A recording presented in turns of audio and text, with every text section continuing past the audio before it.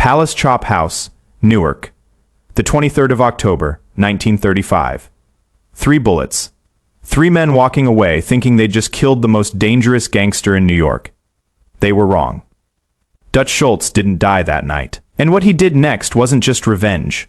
It was biblical justice that would hunt his enemies for 7 years, destroy their families, and turn the New York underworld into a living hell.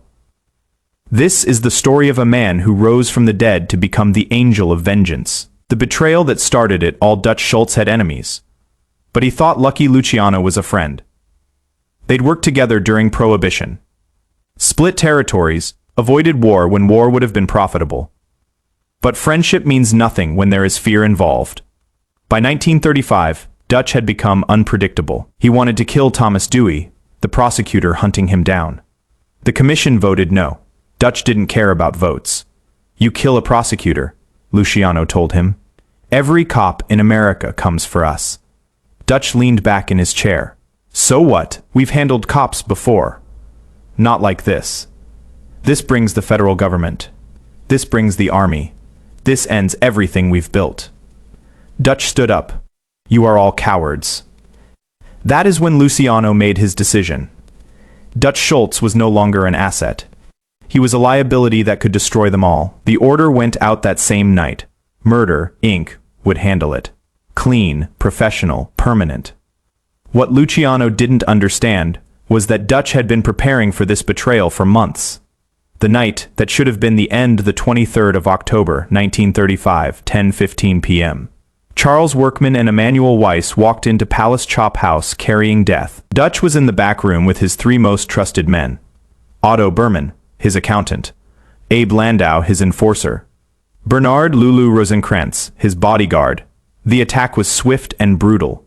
Workman kicked in the door, 3 shotgun blasts.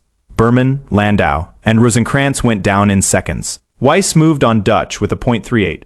First bullet caught him in the chest, second in the abdomen, third in the shoulder. Dutch collapsed, blood spreading across the restaurant floor. His breathing was labored, his pulse weak. Workman checked for vitals. He is finished, let's go. They walked away, confident they'd just earned their fee from Lucky Luciano. But Dutch Schultz had learned something during his years in prison. How to survive what should kill you. For months, Dutch had been working with Dr. Samuel Rosen, a surgeon who specialized in trauma cases. Not just for medical treatment, for preparation. Dutch had trained his body to enter a state of suspended animation. Slowed breathing, controlled pulse, simulated death. He'd studied how gunshot victims died, and more importantly, how they survived. When those bullets hit him, Dutch didn't fight them. He embraced them. Let his body shut down everything non-essential. Let himself appear dead while staying alive. Dr. Rosen was waiting at Newark Hospital. The official report stated that Dutch Schultz died on the operating table at 12:03 a.m. on the 24th of October. 1935. Massive internal bleeding, beyond medical help. The death certificate was signed. The newspapers printed the obituaries, the underworld celebrated. But in a private clinic in Queens, Dutch Schultz was very much alive and planning something that would make the Old Testament look merciful. The 7 years of wrath. Dutch spent 8 months recovering, learning to walk again, building his strength, but mostly planning. He had $7 million hidden throughout New York. His insurance policy was now his war chest. But this wouldn't be ordinary revenge. Dutch had spent his recovery time reading the Bible, the Iliad, stories of legendary vengeance that spanned generations. He was going to become something new, not just a gangster seeking payback. A force of biblical justice that would pursue his enemies unto the 3rd and 4th generation. Dutch started with recruitment, but not from the usual sources. He went to churches, synagogues, men who'd lost everything to the mob, fathers whose daughters had been killed by gangsters, cops whose partners had been murdered by organized crime, men with nothing left to lose and everything to gain from seeing the mob burn. He called them the righteous. 27 men united by one purpose, the complete destruction of everyone who had betrayed Dutch Schultz. Year 1. The witnesses. Dutch began with the witnesses. Everyone who had been at Palace Chop House that night. Everyone who could identify Workman and Weiss. Everyone who might have seen something, but Dutch didn't kill them. That would be too simple instead. He blessed them. The bartender, who ducked behind the bar during the shooting, found an envelope under his door. Inside was $5,000 and a note, "For your silence and your suffering." The cook who'd heard the gunshots through the kitchen door discovered his gambling debts had been mysteriously paid off. The waitress who'd served Dutch his final meal received a scholarship fund for her daughter's college education. Within 6 months, everyone who'd witnessed Dutch's death had been transformed from potential threats into loyal protectors of his resurrection. They all understood the message: Dutch Schultz rewards loyalty and punishes betrayal. Choose wisely. Year 2. The family's Charles Workman thought he was safe in Brooklyn. He'd bought a nice house, married his girlfriend, started a legitimate business. That is when the blessings began. Workman's daughter needed surgery for a childhood illness. Anonymous benefactors paid the hospital bills. His wife's brother, unemployed for months, suddenly received job offers from 3 different companies. His elderly mother, struggling with rent, discovered her landlord had forgiven all her debts. For 6 months, Workman's family received miracle after miracle, until Workman understood who his secret benefactor was. Dutch appeared to him in a diner on Flatbush Avenue, just walked in, sat down across from him, and smiled. "Hello, Charlie. How is the family?" Workman's hands were shaking. "Dutch, I thought. Everyone said you were. Dead I was. You killed me, but God raised me up for a purpose." Dutch leaned forward. "Your family has been blessed because of my mercy, but mercy has conditions." He slid a photograph across the table. Emanuel Weiss eating dinner with his wife and children. "You are going to bring Mendy to me, not because I am threatening your family, because I've been so good to them, because they deserve to keep receiving my blessings." Workman looked at the photo, then at Dutch. "And if I refuse?" Dutch smiled. "Then you'll learn the difference between my mercy and my justice." Year 3. The hunters Emanuel Mendy Weiss had been more careful. After the Palace Chop House job, he'd changed his name, moved to Philadelphia, tried to disappear into legitimate business, but Dutch found him, not through violence or threats, through kindness. Weiss's new business, a small restaurant, began receiving customers. Lots of customers. Well-dressed people who paid their bills, tipped generously, and never caused trouble. Within months, Weiss was making more money than he'd ever made as a killer. That is when Dutch walked into the restaurant during the dinner rush. Weiss saw him through the kitchen window and nearly collapsed. The dead man was sitting at table 7, calmly reading a newspaper and eating the daily special. When the restaurant closed that night, Dutch was the last customer. He walked into the kitchen where Weiss was cleaning up. "Beautiful place, Mendy. You should be proud." Weiss couldn't speak, couldn't move. "I've been sending you customers," Dutch continued. "Good people, loyal people, people who appreciate quality and pay their bills. Your restaurant is thriving because I blessed it." Dutch picked up a kitchen knife, examined it thoughtfully. "But blessings can be withdrawn." He set the knife down gently. "You killed me, Mendy, but I forgave you.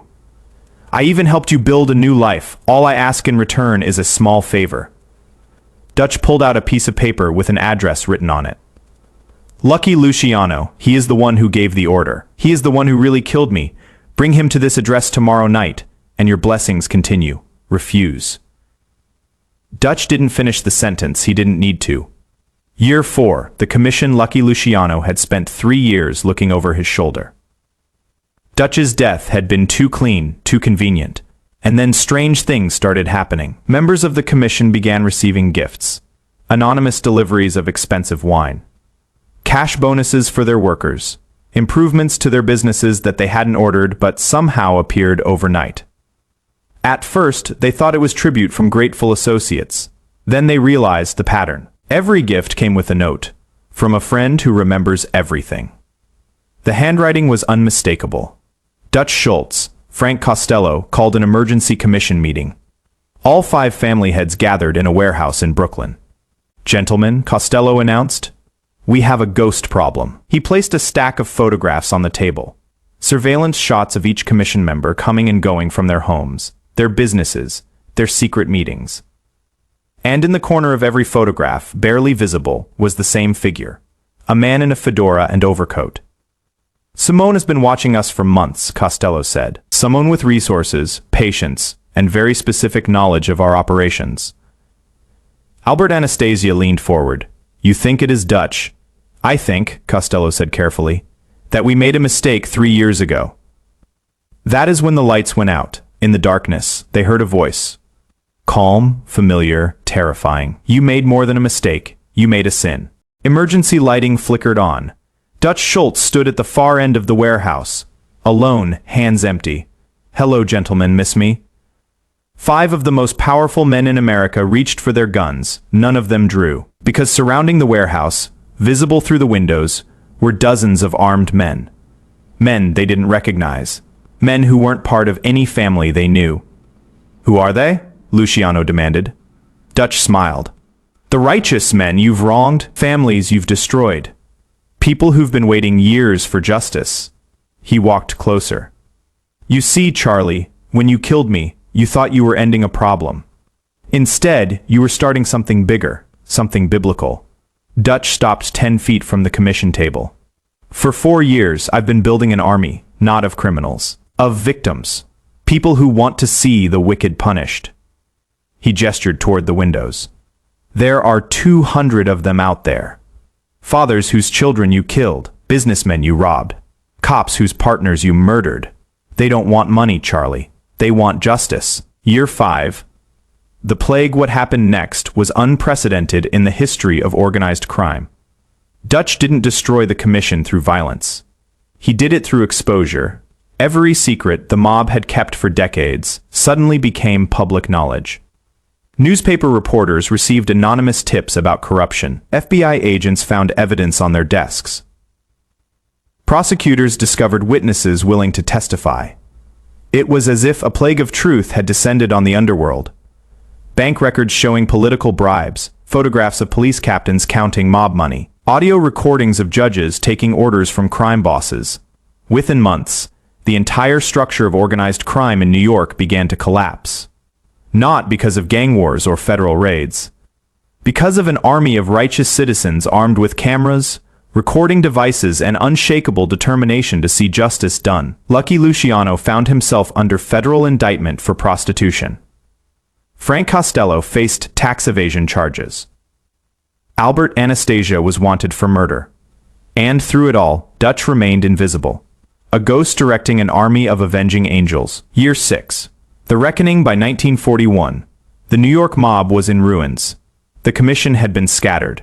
Half their leaders were in prison or exile. Their operations had been exposed, their political protection destroyed. Lucky Luciano, facing life in prison, agreed to cooperate with the government in exchange for a reduced sentence. That is when Dutch finally revealed himself.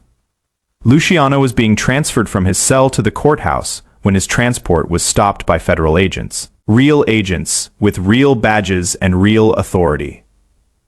Mr. Luciano, you have a visitor. They brought him to a secure room in the federal courthouse.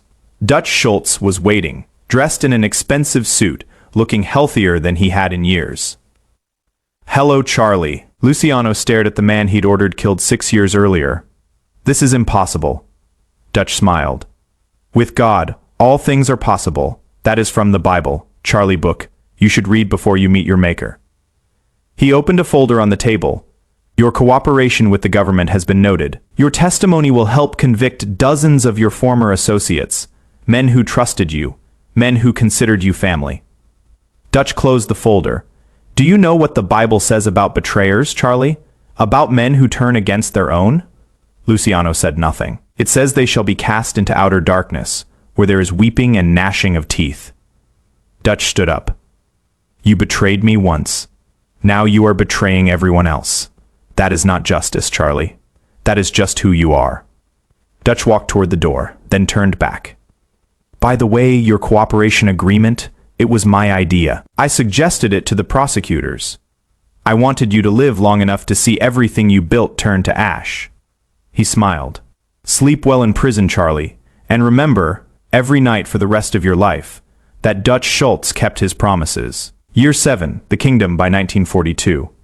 Dutch had achieved something unprecedented. He destroyed the most powerful criminal organization in America without firing a shot. More importantly, he'd replaced it with something better. The neighborhoods that had been controlled by the mob were now protected by the righteous Dutch's army of reformed citizens. Crime rates plummeted, corruption disappeared. Children could walk the streets safely. Dutch had become something more than a gangster. He'd become a biblical patriarch, ruling through justice instead of fear. And he did it all from the shadows. A ghost who had risen from the dead to bring divine justice to a corrupt world. The legacy of the resurrection Dutch Schultz officially died in 1968. Though some say he simply chose to disappear again. He was 67 years old and had spent the last 30 years of his life as a legend. The organization he built, the Righteous, continued to operate long after his death, not as a criminal enterprise, but as a force for justice in communities that had been forgotten by law enforcement. They still tell stories about Dutch in the neighborhoods of New York, not as a gangster, but as something more. A man who proved that justice delayed is not justice denied, that the wicked will be punished and the righteous will inherit the earth. They shot him 3 times and left him for dead. But Dutch Schultz rose again, and his revenge was biblical.